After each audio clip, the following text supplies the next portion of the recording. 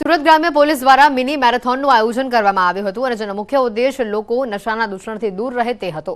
ડ્રગ્સના દૂષણની કેવી રીતે બચી શકાય અને તે અંગે સુરત ગ્રામ્ય પોલીસ દ્વારા માર્ગદર્શન આપવામાં આવ્યું। બારડોલી ખાતે યોજાયેલી બારડોલી મેરેથોન 2024માં 3 કિલોમીટર, 5 કિલોમીટર અને 10 કિલોમીટરની દોડ રાખવામાં આવી હતી, જેમાં 15,000 જેટલા દોડવીરોએ ભાગ લીધો હતો। આ મિની મેરેથોનમાં ધારાસભ્ય ઈશ્વર પરમાર, સાંસદ પ્રભુ વસાવા, રેન્જ આઈજી, જિલ્લા પોલીસ વડા સહિત અગ્રણીઓ હાજર રહ્યા હતા। જેનું મેઇન મિશન એ છે કે નો ડ્રગ્સ ઇન સુરત। કારણ કે આજનું યુવાધન મોબાઈલની પાછળ તો આપણે વીક થઈ જ ગયા છે, સાથે સાથે આ બધા વ્યસનો કરીને પણ આપણે વીક થઈએ છીએ અને આપણા મા બાપનું આપણે ધ્યાન રાખવાનું છે।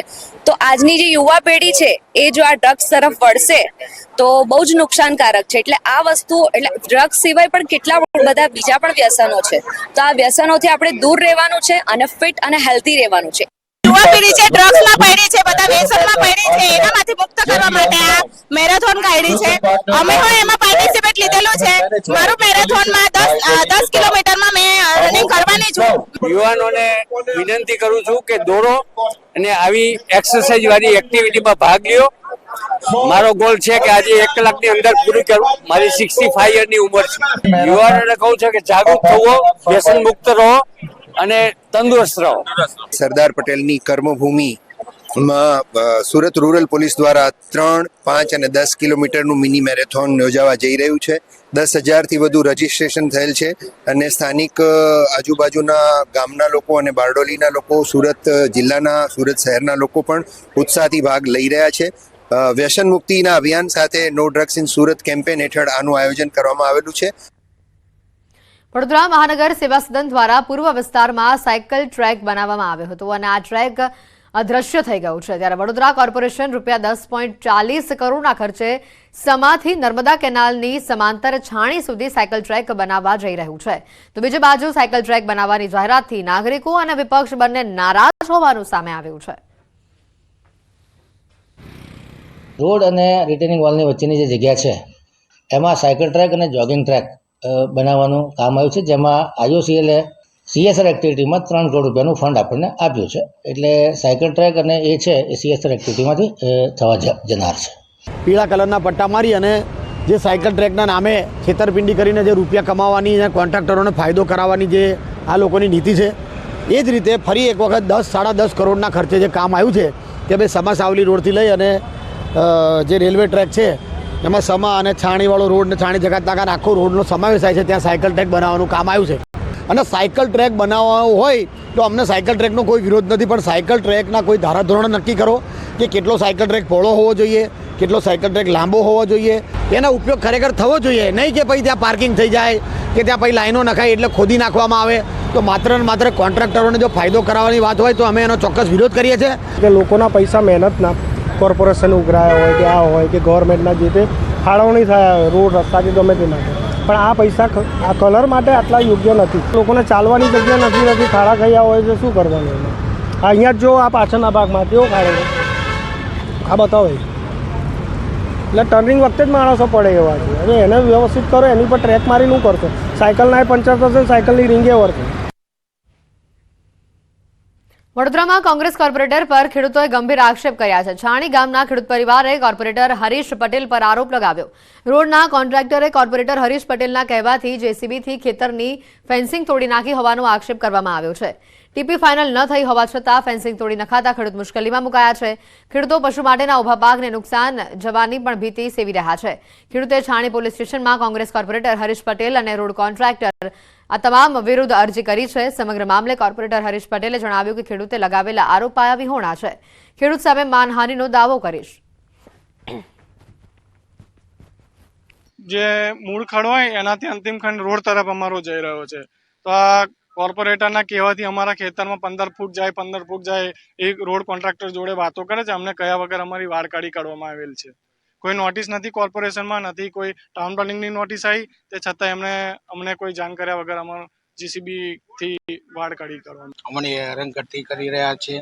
અમારી જમીન 15 ફૂટ અંદર લેવાની કહેશે, પણ અમે નાની પાડી અમને, અને અમે એવું કીધું ખેતર વચ્ચે આવે તોય લઈ લો, અને એ એમ કહેશે કે તમારી વાડ કાઢી નાખો। રોડનું કામ હોય કે રોડ ખોલાવાનું કામ હોય, એ કોર્પોરેશનનું કામ છે, કે કોર્પોરેટરનું કામ નથી. એટલે કોર્પોરેશનના અધિકારીઓ જે લીગલી રીતે કામ થતું હોય એ રીતે કામ કરે છે. આ ભાઈ જે આક્ષેપ કર્યા છે મારા વિરુદ્ધમાં, એની અંદર કઈ તથ્ય નથી.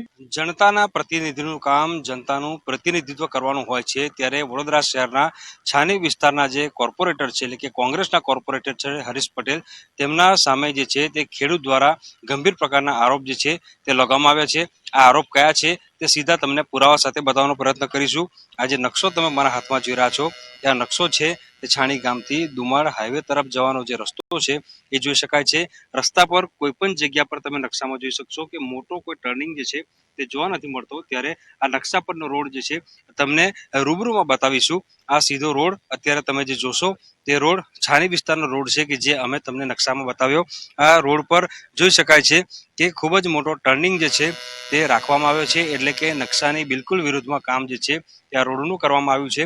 ખેડૂત દ્વારા એવા આક્ષેપ કરવામાં આવી રહ્યા છે કે કોંગ્રેસના કોર્પોરેટર હરીશ પટેલના કહેવા પર આ જે કોન્ટ્રાક્ટર છે તેના દ્વારા આખો કારસો જે છે તે રચવામાં આવ્યો છે. સામે તમે જે ખેતર જોઈ રહ્યા છો તે ખેતર કોંગ્રેસના કોર્પોરેટર હરીશ પટેલના કોઈ સંબંધીનું હોવાના કારણે તેનું ખેતર બચાવવાના ચક્કરમાં આજે નિર્દોષ ખેડૂત છે તેના ખેતરમાં મસ્ત મોટું નુકસાન જે છે તે હરીશ પટેલ તેમજ જે કોન્ટ્રાક્ટર છે તેમના દ્વારા કરવામાં આવ્યું હોવાના આરોપ જે છે તે લાગી રહ્યા છે. આ ખેડૂતને ગયા વર્ષે ખેતીમાં પાક નિષ્ફળ જવાના કારણે નુકસાન થયું હતું. આ વર્ષે આશા હતી કે તેઓ પાક સફળ બનાવશે અને ત્યારબાદ તેમના પરિવારનું ગુજરાન ચલાવશે, પરંતુ વાડ સહિત મોટાભાગની જગ્યા પર નુકસાન થઈ જવાના કારણે આ પાક પણ નિષ્ફળ જાય તેવી ભીતિ જે છે તે સેવાઈ રહી છે. આ ખેડૂત જે છે તે આમ તેમ ભટક્યા, ન્યાય માટે ભટક્યા, પરંતુ તેમને ન્યાય કોઈ જગ્યા ન મળ્યો, જેથી તેમને કોર્પોરેટર હરીશ પટેલ તેમજ જે કોન્ટ્રાક્ટર છે તેના વિરુદ્ધ જે છાણી પોલીસ સ્ટેશન છે ત્યાં અરજી આપી છે અને ન્યાય માટેની ગુહાર લગાવી છે. હાર્દિક દીક્ષિત, ન્યૂઝ 18 ગુજરાતી, વડોદરા. જૂનાગઢમાં સંતોની હાજરી વચ્ચે ધર્મસભા શરૂ કરવામાં આવી. ધર્મસભામાં મોટી સંખ્યામાં જનસમુદાય હાજર રહ્યું. મહેશગીરી બાપુ કેટલીક બાબતો ઉજાગર કરશે. ભવનાથ અતિથિ ભવનનો વિવાદ સામે આવ્યો છે. આ વિધર્મીઓથી गिरनार बचावो છે साहब, विधर्मियों से इस गिरनार को बचाना है. हम सबको एकत्रित होकर ही चलना पड़ेगा. सनातन के टुकड़े मैं नहीं सहन कर सकता. तो आज उस भाव से मैं बात कर रहा हूं. सबसे पहले संतों का वंदन करके आशीर्वाद लेकर, आपका आशीर्वाद लेकर के, और पत्रकारों को बहुत बहुत मैं अपने हृदय से स्वागत करता हूं. आज का ये बात जो कुछ भी मैं कहने जा रहा हूं, मैं दो हाथ जोड़ करके विनती करता हूं इस देश के प्रधानमंत्री नरेंद्र मोदी जी से, इस देश के गृह मंत्री अमित शाह जी से, और इस राज्य के मुख्यमंत्री भूपेंद्र भाई पटेल से. मैं जो कुछ भी कह रहा हूं उसमें मेरा स्वार्थ कुछ भी नहीं है. सभी साधु संतों को, सभी अखाड़े के और सभी संतों को. સાબરકાંઠામાં બીઝર ગ્રુપ સામે તપાસનો ધમધમાટ ચાલી રહ્યો છે. હિંમતનગરમાં પોલીસ અધિકારીના બંગલામાં સર્ચ કરવામાં આવ્યું. સીઆઈડી ક્રાઇમની ટીમે ખાનગી બંગલામાં તપાસ કરી. પીઆઈ તરીકે ફરજ બજાવતા અધિકારીને ત્યાં તપાસ હાથ ધરવામાં આવી. હિંમતનગર ઈડર રોડ પર આવેલા પીઆઈના બંગલામાં તપાસ કરવામાં આવી. સર્ચ દરમિયાન કોઈ શંકાસ્પદ વસ્તુ હાથ નથી લાગી તેવું સૂત્રો પાસેથી માહિતી સામે આવી રહી છે. પીઆઈ પાસે રહેલી બ્લેક વૈભવી કાર પણ ગાયબ હોવાનું સામે આવ્યું. ભૂપેન્દ્ર ઝાલાના કર્મચારીના નામે ખરીદાયેલી આ કાર ભેટમાં અપાઈ હોવાની આશંકા વ્યક્ત કરાઈ છે. હાલમાં કારને લઈને સીઆઈડી ક્રાઇમ તપાસ કરી રહી છે. વધુ માહિતી મેળવીએ. ફોનલાઈન પર સંવાદદાતા ઈશાન જોડાઈ ચૂક્યા છે. ઈશાન, જે રીતની માહિતી આવી રહી છે, કાર, મહત્વની વાત છે કે બ્લેક વૈભવી કાર ગાયબ થઈ ગઈ છે, એટલે પૂરેપૂરી શંકા તેમના પર જઈ રહી છે. હેતુ ચોક્કસ કે બીજેપી તપાસનો રહેલો છે કે હવે તો સીબીઆઈ દ્વારા તપાસ હાથ ધરવામાં આવી રહી છે. ઠેર ઠેર અનેક લોકોના નિવેદન લેવામાં આવી રહ્યા છે. ત્યારે ઈડર હિંમતનગર હાઈવે પર પીઆઈના બંગલામાં સર્ચ કરવામાં આવ્યું છે. સર્ચ દરમિયાન પીઆઈ ત્યાંથી કોઈ શંકાસ્પદ વસ્તુઓ મળી નથી તેવું સૂત્રો દ્વારા માહિતી મળી રહી છે. પરંતુ ભૂપેન્દ્ર ઝાલાના કર્મચારીના નામે ખરીદવામાં આવેલી કાર ભેટમાં અપાઈ હોય તેવી આશંકા જોવા મળી હતી. અને નોંધનીય છે કે જે કાર છે તે કાર ત્યાં ઘટના સ્થળે મકાનમાં જોવા મળેલી ન હતી. એટલે આ સમગ્ર મામલે હાલ તો તપાસ હાથ ધરવામાં આવી રહી છે. ખાસ કરીને જે વૈભવી કાર છે કે વૈભવી કાર પણ ત્યાં જોવા મળી નથી. આ ઉપરાંત અનેક લોકોના નિવેદનો લેવામાં આવી રહ્યા છે. કોઈ પણ એજન્ટ હોય કે કોઈ વ્યક્તિ હોય કે કોઈના પાસે વૈભવી કાર હોય તે તમામ લોકોના ત્યાં હાલ તો નિવેદન લેવાનું સીઆઈડી ક્રાઇમ દ્વારા તપાસ હાથ ધરવામાં આવી રહી છે. જી હેતવી. બિલકુલ, આભાર ઈશાન માહિતી બદલ. દ્વારકાના રૂપેણ બંદર પર થયેલી જૂથ અથડામણ મામલે કાર્યવાહી કરવામાં આવી છે. દ્વારકા પોલીસ 20 જેટલા લોકોની ધરપકડ કરી. સ્થાનિક માછીમાર અને આયાતી માછીમારના જૂથ વચ્ચે હોડી પાર કરવા બાબતે બબાલ થઈ હતી. બંને પક્ષો તરફથી લાકડી પાઇપ જેવા હથિયારોની સાથે મારામારી કરવામાં આવી. અથડામણમાં 14 જેટલા લોકો ઇજાગ્રસ્ત હતા. સારવાર માટે તેઓને ખસેડાયા હતા. સમગ્ર મામલે પોલીસે કેટલાક ફરાર આરોપીઓની શોધખોળ હાથ ધરી છે. 14 જેટલા લોકોને સામાન્યથી લઈ અને ગંભીર જેવી ઈજાઓ થયેલી, જે લોકો સારવાર હેઠળ છે. અત્યાર સુધીમાં કુલ 20 આરોપીની ધરપકડ કરી લેવામાં આવેલી છે. 9 જેવા સારવાર હેઠળ છે અને એકાદ વ્યક્તિ ફરાર છે, જેમને સત્વરે ઝડપી અને આગળની કાર્યવાહી કરવામાં આવશે. બનાસકાંઠાના ધાનેરાની દ્વારકેશ હોટલમાં રસોઈયાનું રહસ્યમય રીતે મોત થયું છે. લગ્ન પ્રસંગમાં લાડુના બદલે કાજુ કતરી બનાવી દેતા બબાલ થઈ હતી અને આ બબાલ વચ્ચે એક વ્યક્તિએ રસોઈયાને ધક્કો મારતા રસોઈયો બેભાન થઈ ગયો હોવાનો પરિવારજને આક્ષેપ કર્યો. રસોઈયાને સારવાર માટે ખસેડાતા ફરજ પરના તબીબે તેને મૃત જાહેર કર્યો છે. પોલીસ કાર્યવાહી નહીં કરે ત્યાં સુધી મૃતદેહનો સ્વીકાર ન કરવાની પરિવારજનોએ ચીમકી ઉચ્ચારી છે. દ્વારકેશ હોટલ ધાનેરા કોંગ્રેસના પૂર્વ ધારાસભ્ય નથાભાઈ પટેલની હોવાનું સામે આવ્યું છે. એટલે ભાઈ ધક્કામુક્કી હેઠા પડી ગયા, એટલે એમને લાગ્યો એટલે મરી ગયા, એટલે અમે લાશ અહીંયાથી નહીં જોઈએ. જ્યાં સુધી આરોપીને હાજર નહીં કરે પોલીસ, ત્યાં સુધી અમે લાશ અહીંયાથી નહીં ઉઠાવો. તો એમને કઈ કારણસર બબાલ થઈ કે ભાઈ એમના ઝઘડાને લીધે મરી ગયા ને જો પોલીસને અમે એફઆઈઆર લખાઈ દીધી પોલીસ કે અમે આરોપી લાવી દેશો, પણ જ્યાર સુધી પોલીસ આરોપી નહીં લાવે એટલા સુધી અમે લાશ હટાવવાની ભલે 15 દિવસ થાય કે મહિનો થાય. સુરેન્દ્રનગર લીંબડી નેશનલ હાઈવે પર આવેલા ઓનેસ્ટ હોટલના સંચાલકોની ખુલ્લેઆમ દાદાગીરી સામે આવી. ઓનેસ્ટ હોટલનો વિડીયો સામે આવ્યો છે, જેમાં સંચાલકો ગ્રાહકો સાથે ગેરવર્તન કરી અપશબ્દો બોલી રહ્યા છે. હોટલમાં આવેલા પાનના ગલ્લા પર ગ્રાહક પાસેથી એમઆરપી કરતા વધુ ભાવ લેવામાં આવી રહ્યો હતો અને જેથી બોલાચાલી થઈ. હોટલ પર રહેલ 3 થી 4 અજાણ્યા શખ્સોએ 2 ગ્રાહકોને માર મારી સોનાની ચેઇન આંચકી લીધી હોવાની ફરિયાદ દાખલ કરાઈ છે. વધુમાં હોટલના સંચાલકોએ હોટલ પાછળ આવેલ ફાર્મ હાઉસમાં લઈ જઈ મારી નાખવાની ધમકી આપી છે તેમ ફરિયાદમાં ઉલ્લેખ કરાયો છે. ત્યારે સંચાલકો અને માર મારનાર લોકો સામે કાયદેસરની કાર્યવાહી હાથ ધરાય તેવી માંગ ઉઠી છે. આ ઘટનાના દ્રશ્યો પણ સામે આવ્યા છે, જેને લઈને પોલીસે તપાસ કરે તેવી પણ માંગ કરાઈ છે. વધુ માહિતી મેળવીશું. અક્ષય જોશી ફોનલાઈન ઉપર સંવાદદાતા જોડાઈ ચૂક્યા છે. અક્ષય, પોલીસે સમગ્ર મામલે કાર્યવાહી હાથ ધરી છે કે કેમ, અને હાલ જે સંચાલકો છે તેઓ તરફથી કોઈ નિવેદન સામે આવ્યું કે કેમ?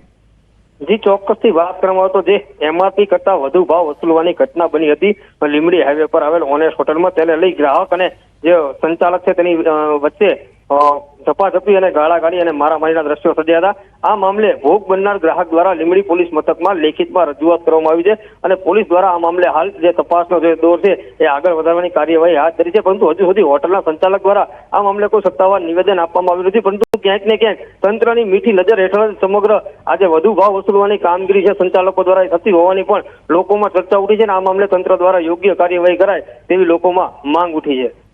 બિલકુલ, જે ફરિયાદી છે તેઓ આ મામલે શું કહી રહ્યા છે? અને ઘણીવાર આવું બનતું હોય છે અક્ષય કે હાઈવે પરની જે આવી હોટેલો હોય તે એમઆરપી કરતા વધુ ભાવ વસૂલતી હોય છે, એટલે ઘણીવાર ગ્રાહકોને એમાં સમસ્યા ભોગવવી પડે છે. જી, ચોક્કસથી ખાસ કરીને જો લીંબડી ચોટીલા નેશનલ હાઈવે પરની વાત કરવામાં તો અનેક હોટલોમાં પાણીની બોટલથી લઈ દરેક જે નાની મોટી વસ્તુ છે વસ્તુના 1.5 થી 2 ગણા રૂપિયા વસૂલવામાં આવતા હોવાનું, તેમજ ખાસ કરીને રાત્રિના સમયે તો જેમ મોડી રાત થાય તેમ ભાવ વધુ વસૂલતા હોવાની ફરિયાદો ઉઠવા પામી છે. અને આ મામલે તંત્ર દ્વારા કાર્યવાહીના નામે માત્ર કાગળ પર જ કામગીરી કરવામાં આવતી હોય તેવું લાગી રહ્યું છે અને હોટલના જે સંચાલકો છે એ બેફામ બની રહ્યા હોવાની પણ લોકોમાં ફરિયાદો ઉઠવા પામી છે. આભાર અક્ષય માહિતી બદલ. દેશમાં વધતા જતા બ્રેઇન સ્ટ્રોકના કિસ્સાને લઈને ઇન્ડિયન સ્ટ્રોક એસોસિએશને નવી પહેલ કરી છે. અમદાવાદમાં ઇન્ડિયન સ્ટ્રોક એસોસિએશને મિશન બ્રેઇન એટેક ચેપ્ટર શરૂ કર્યું. વધતા જતા બ્રેઇન સ્ટ્રોક જાગૃતિને લઈને મિશનની શરૂઆત કરવામાં આવી છે. ભારતમાં દર 3 મિનિટે એક દર્દીને બ્રેઇન સ્ટ્રોક આવી રહ્યો છે, જ્યારે ગુજરાતમાં દર 6 મિનિટે એક બ્રેઇન સ્ટ્રોકનો કિસ્સો સામે આવે છે. અગાઉ 5% બ્રેઇન સ્ટ્રોકનો રેશિયો સામે આવ્યો છે અને જે હવે વધીને અંદાજે 10 થી 15% ઉપર થયો છે. એટલું જ નહીં, 20 થી 30 વર્ષના નાની વયના લોકોમાં પણ બ્રેઇન સ્ટ્રોકના કિસ્સાઓ વધી રહ્યા છે. તે ચિંતાનો વિષય છે. આ રિપોર્ટને જોતા અને ગુજરાત તથા ભારતમાં સ્ટ્રોકના કેસ ઉત્તરોત્તર વધતા ઇન્ડિયન સ્ટ્રોક એસોસિએશને મિશન બ્રેઇન એટેક શરૂ કર્યું છે. 12 મેના રોજ વારાણસીમાં મિશન બ્રેઇન એટેક શરૂ કર્યા બાદ 7 ડિસેમ્બરે અમદાવાદમાં પણ તેના ચેપ્ટરની શરૂઆત કરાઈ છે, જ્યાં સ્ટ્રોક અંગે ભારત અને ગુજરાત જાગૃત થવા અંગે મેનેજમેન્ટ કરવામાં આવશે. कि इसकी अवेयरनेस की ज़्यादा से ज़्यादा ज़रूरत है और उसी के पक्ष को लेते हुए हमने इंडियन स्ट्रोक एसोसिएशन ने सारे across India primary stroke centre जहाँ गाँव में जैसे पीएचसी होता है, जहाँ पे सीटी स्कैन है, हम ये प्रोग्राम स्टार्ट किया है मिशन ब्रेन अटैक का, फिजिशियन को ट्रेन करने का, जिससे ज़्यादा से ज़्यादा थ्रोम्बोलिसिस गांव में पहुंच सकें। ગુજરાતમાં એક્ઝેક્ટ આંકડા ઉપલબ્ધ નથી, પરંતુ અંદાજ પ્રમાણે આશરે 240 to 250 જેટલા 240 250 સ્ટ્રોક પર ડે થાય છે. એટલે કે 1 કલાકમાં આશરે 10 સ્ટ્રોક, મિનિંગ દર 6 મિનિટે 1 સ્ટ્રોક થાય છે. એક થંબ રૂલ એવો છે કે 33% સ્ટ્રોક છે એ પરમેનન્ટલી ડિસેબલ થઈ જાય છે, મને 10થી 15%નું મૃત્યુ થાય છે. બાકીનામાંથી 33% એકદમ નોર્મલ જેવા થઈને કામે વળગી જાય છે અને બાકીના 33% કોક જાતના ડેફિસિટ સાથે પણ કામ ચલાવે અડધું પડધું, એટલે મોડરેટ ડેફિસિટ સાથે એમની જિંદગી ગુજારે છે. તમે નશો શબ્દ તો સાંભળ્યો જ હશે ને. લોકોને કોઈક ને કોઈક વસ્તુનો નશો હોય છે, જેમ કે ચા, કોફી, તંબાકુ, બીડી, સિગારેટ કે પછી આલ્કોહોલના. આ એવા નશા છે જે શરીરને અત્યંત નુકસાનકારક છે. એવા પણ નશા છે જે તમારી માનસિક સ્થિતિ ઉપર અસર કરે છે. અને આ મોબાઈલનું વ્યસન, જો તમે પણ વારંવાર તમારો મોબાઈલ જોયા કરો છો તો તમને પણ પોપકોર્ન બ્રેન થશે, જેમાં વ્યક્તિ વારંવાર તેનો ફોન ટ્રેક કરતો રહે છે. કોઈ વ્યક્તિને એક સમયે એક વસ્તુથી તરત બીજી વસ્તુ તરફ તેનું ધ્યાન ભટકી જાય છે, એટલે કે એક કામ પર તેનું ધ્યાન કેન્દ્રિત રહેતું નથી, તો તે પોપકોર્ન બ્રેનનો શિકાર છે. જ્યારે કોઈ પણ પોપકોર્ન બનાવવામાં આવતી હોય છે અને એને કોઈ પણ વાસણમાં નાખવામાં આવે તો ફટાફટ જે છે ફૂટતી હોય છે. પોપકોર્ન બ્રેન એક એવી મેન્ટલી કન્ડિશન છે કે જેમાં વ્યક્તિ કોઈ એક વિષય, વસ્તુ, પદાર્થ કે પરિસ્થિતિ ઉપર એક સરખું ધ્યાન એ કેન્દ્રિત નથી કરી શકતા. 1 મિનિટ માટે જે વસ્તુ જોવે છે તો બીજી જ મિનિટે એનું ધ્યાન એ કોઈ બીજી બાબત ઉપર કેન્દ્રિત થાય છે અને એના અનુસંધાન આ સર્વે કરવામાં આવેલો હતો. છેલ્લા 4-5 વર્ષથી પોપકોર્ન બ્રેન એક પ્રચલિત ટર્મ્સ બન્યું છે અને જેની અસર યેનકેન પ્રકારે સોશિયલ મીડિયા પ્લેટફોર્મના વધતા જતા ઉપયોગથી વધેલી છે. વારંવાર પોતાના મોબાઈલમાં શું આવ્યું, નોટિફિકેશન આવેલું છે તો કેવો મેસેજ આવેલો હશે, આપણે કોઈને મેસેજ કરેલો હોય તો તેનો રિપ્લાય આવેલો છે કે કેમ, એ વારંવાર જોવું એ પોપકોર્ન બ્રેઇનની સ્થિતિ તરફ લોકોને લઈ જાય છે અને સોશિયલ મીડિયા અને મોબાઈલના વધુ પડતા ઉપયોગના કારણે આ પોપકોર્ન બ્રેઇનની સ્થિતિ વણસી હોય એવું હમણાં સર્વેની અંદર જોવા મળેલું છે. કોઈના મેસેજ આવ્યા કે ના આવ્યા તેનું ધ્યાન એ સતત ત્યાં કેન્દ્રિત થશે. એટલે પહેલા તો ધ્યાન ભંગની સમસ્યા પોપકોર્ન બ્રેઇનના કારણે વધી ગઈ છે અને એનાથી એક્ઝામ ઉપર પણ એની અસર પડી શકે છે. પોપકોર્ન બ્રેન વિશેની જાણકારી અમને મનોવિજ્ઞાન ભવનના કરેલા સર્વેથી મળી છે. રાજકોટની સૌરાષ્ટ્ર યુનિવર્સિટીમાં આવેલા મનોવિજ્ઞાન ભવનની 3 વિદ્યાર્થીનીઓએ મોબાઈલના ઉપયોગ અંગે એક સર્વે કર્યો હતો અને આ સર્વે અંગે તેમણે કહ્યું હતું કે તરુણો અને યુવાનો સરેરાશ 175 થી 180 વખત દિવસ દરમિયાન પોતાનો મોબાઈલ ટ્રેક કરે છે. વારંવાર ફોન ટ્રેક કરવો, એક વિડીયો પૂર્ણ ન થાય ત્યાં સ્ક્રોલ કરીને બીજો વિડીયો જોવા લાગવો, સતત અસ્થિર વિચારો, આ બધા જ પોપકોર્ન બ્રેનના લક્ષણો છે. 1364 લોકો પર સર્વે કરવામાં આવ્યો, જેમાં સામે આવ્યું છે કે 61.2% લોકોએ કહ્યું કે તેઓ પોતાનો ફોન વારંવાર તપાસે છે. 61.8% લોકોએ કહ્યું કે તેઓને કોઈ કાર્યમાં એકાગ્ર થવામાં મુશ્કેલી અનુભવાય છે. 57.1% લોકોએ કહ્યું કે વધારે મોબાઈલના ઉપયોગના કારણે તેમની યાદશક્તિમાં ઘટાડો થયો છે.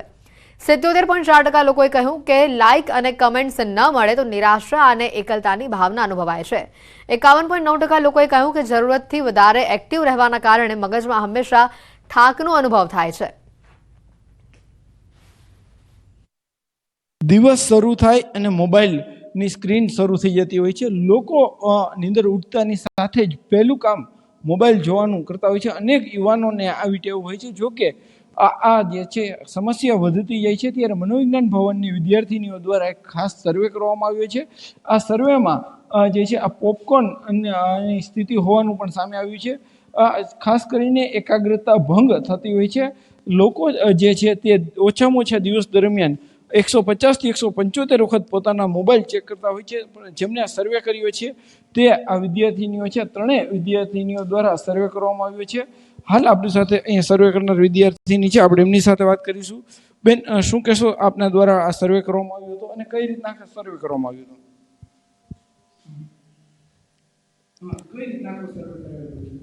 પોપકોર્ન બ્રેન વિશે અમે લોકોએ સર્વે કર્યો છે. અમે લોકોએ 1364 લોકો ઉપર સર્વે કર્યો છે, જેમાં 180 થી 200 લોકો પોતાનો ફોન વારંવાર ચેક કરે છે અને 74% લોકો એવા છે કે જે પોતાનો મોબાઈલ કામ કરતી વખતે પણ વારંવાર ચેક કરે છે. તેની ઘણી એવી માનસિક સ્થિતિ પર તેની અસર પડે છે, જેમાં ધ્યાન એકાગ્ર કરવામાં મુશ્કેલી અનુભવાય છે. આપણે કોઈ એક વિષય ઉપર કામ કરતા હોય તો બીજા વિષય ઉપર આપણને ધ્યાનભંગ થવામાં મુશ્કેલી અનુભવાય છે. 80% લોકો એવા હતા કે જે એવું માને છે કે વારંવાર મોબાઈલ ચેક કરવો એ અયોગ્ય છે. ચોક્કસથી આ જે વિદ્યાર્થીનીઓ છે તેમના દ્વારા આ સર્વે કરવામાં આવ્યો હતો. આ મોબાઈલનો ઉપયોગ છે યોગ્ય ઉપયોગ થાય, યોગ્ય સમય સુધી ઉપયોગ થાય તો ચોક્કસથી ફાયદો કરે છે, પરંતુ વધુ પૂરતો ઉપયોગ છે તે ક્યાંક માનસિક બીમારીને પણ નોતરતો હોય છે. ખાસ કરીને એકાગ્રતા જ્યારે ભંગ થતી હોય છે ત્યારે લોકો છે તે પોતાનું કામ છે, કામની ગુણવત્તા ઉપર પણ તેમની ગંભીર અસરો જોવા મળતી હોય છે. હાર્દિક જોશી, ન્યૂઝ 18 ગુજરાતી, રાજકોટ. મોરબીના ટંકારા હાઈ પ્રોફાઇલ જુગારધામ કેસમાં કાર્યવાહી કરવામાં આવી છે. રેડ કરનાર ઇન્ચાર્જ પીઆઈ YK ગોહિલને સસ્પેન્ડ કરવામાં આવ્યા છે. હેડ કોન્સ્ટેબલ મહિપતસિંહ સોલંકી પણ સસ્પેન્ડ કરાયા છે. સસ્પેન્ડ કરી દાહોદમાં તેઓની બદલી કરી દેવાઈ છે. હાઈ પ્રોફાઇલ જુગારધામ મામલે એસએમસી ટીમનું સપાટું સામે આવ્યું. સમગ્ર મામલે તપાસ કરતા અધિકારીઓની ગેરરીતિ જણાતા કાર્યવાહી કરવામાં આવી છે.